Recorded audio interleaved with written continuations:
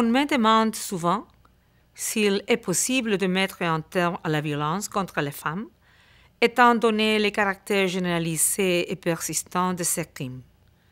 Ma réponse est oui, c'est possible. Cependant, nous ne pourrons y arriver que si nous travaillons tous ensemble.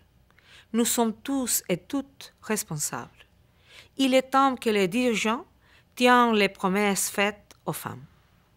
L'an dernier, j'ai lancé un agenda politique de 16 mesures pour mettre fin à la violence envers les femmes et les filles.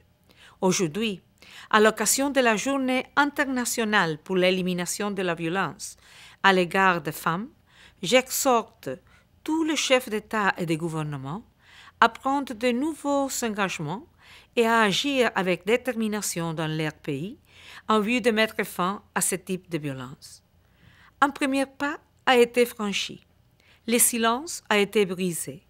Nous avons parcouru un long chemin ensemble en adoptant des lois, des politiques et des programmes.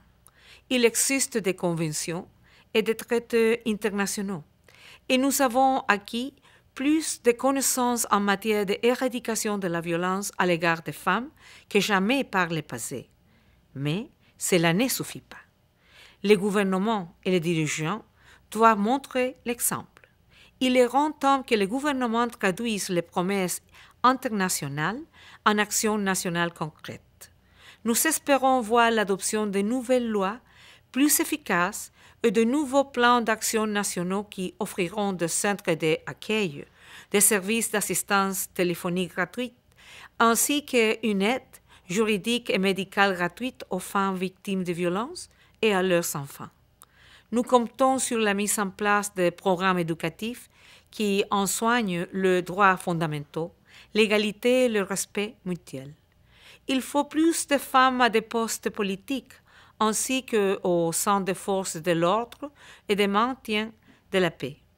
Il faut que les femmes bénéficient de l'égalité de chances sur les plans économiques et aient accès à des emplois décents. Et enfin, il faut que les conventions et les traités internationaux soient réellement appliqués. Pour mettre en œuvre ces actions, le monde a besoin de dirigeants déterminés et courageux. Alors que de plus en plus de gens pensent que la violence contre la femme n'est ni acceptable ni une fatalité, alors que de plus en plus d'auteurs de violences sont punis, l'éradication de la violence envers les femmes devient possible. Il ne s'agit pas seulement d'un problème qui concerne les femmes, mais bien de notre responsabilité collective à tous et toutes.